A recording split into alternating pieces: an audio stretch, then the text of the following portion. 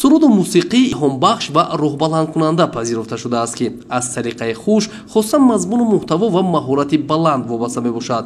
таҳаввулоти муосир ва майдони фароғ дар шароити кунунӣ бо истифода аз сомонаҳои иҷтимоӣ ва имконоти фароҳамсохтаи давлату ҳукумат баҳри муаррифии санъати асил хоста таҳкими фарҳанг ҳамзамон падидаҳое зуҳур карданд, ки бо ном сарояндаҳои кӯчагӣ шинохта мешаванд. ҳунари асил мусбат баҳогузорӣ ва қадр мегардад. дар ин баробар ҳунари дигар ҳаваскорони кӯчагӣ низ аммо манфӣ.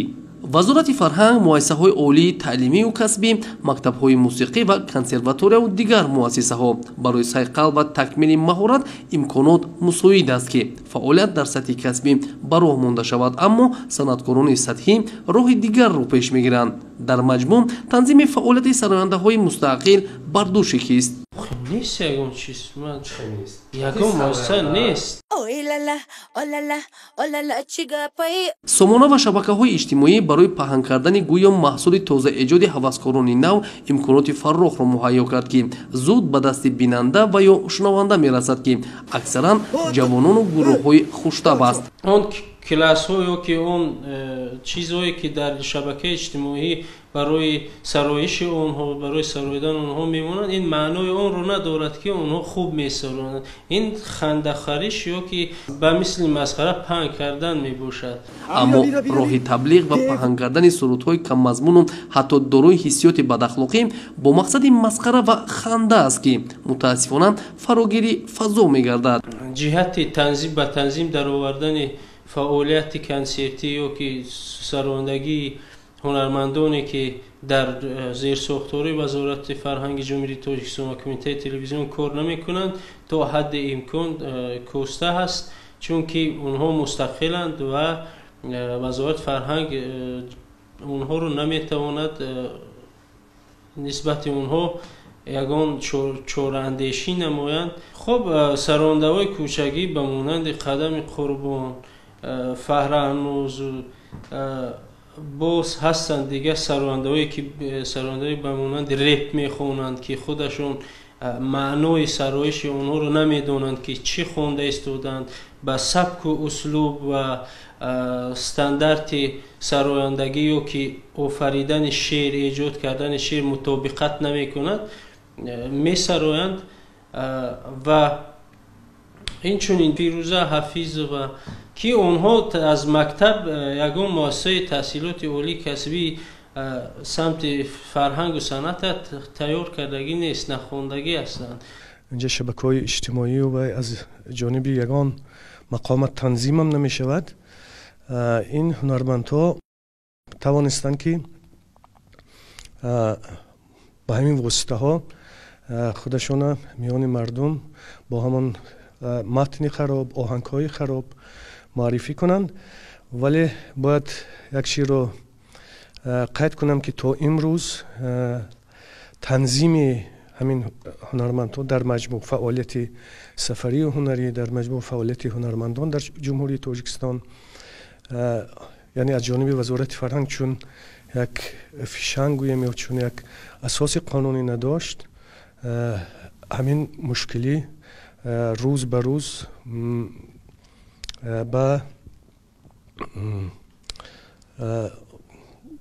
мушкилоти зиёдтар дучор мешуд.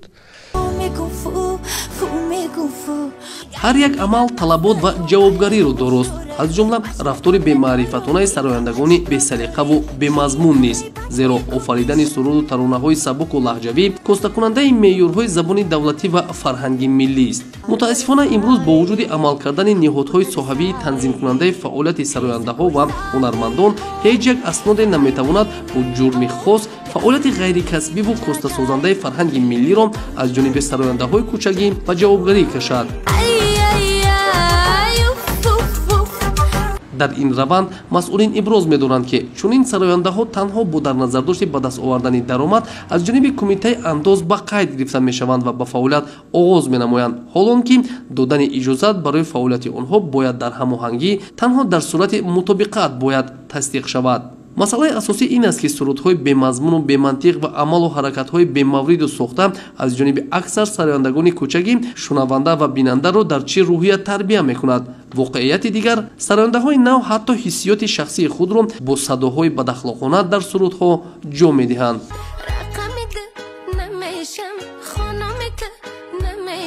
мухлиси ҳаваё нестам, гӯш намекунам. ба шумо сароидани ҳамон нафаро писанд астанд? агар рости гапа гӯям не. фарҳангу вай моро пас мезананд. санъати мо ҳамин тавр нест.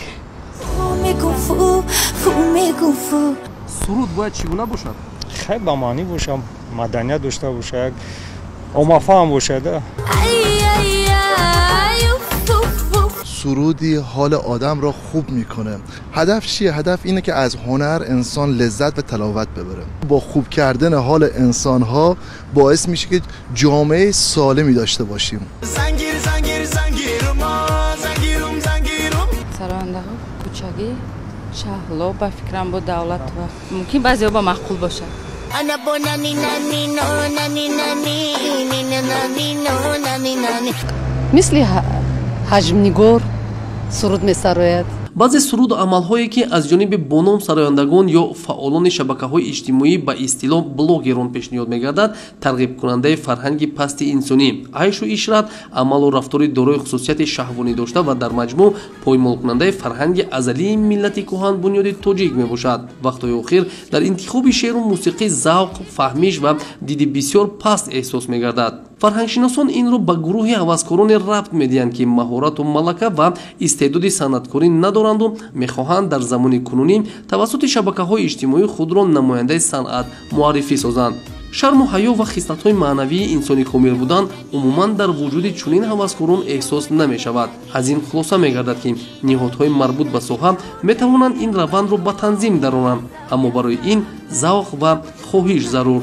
то андозаи хунукназарӣ нисбат ба масъулият имрӯз боиси фарогир шудани фазо аз ҷониби санъаткорони бесалиқа шудааст ки ба фарҳангу тамаддуни миллати тоҷик таъсири манфӣ мерасонад. қонуни ҷумҳурии тоҷикистон дар бораи фарҳанг ҳамакнун бо таҷдиди назар ва такмилу иловаҳо ин санъат бо тасвиб дар таҳрири нав танзимкунандаи фаъолияти сарояндаҳо ё худ ҳаваскорону ҳунармандон хоҳад буд, аммо инро ҳам вақт нишон медиҳад. фахриддин муҳаммадюсуф, Баҳодур Қурбонзода, ахбор.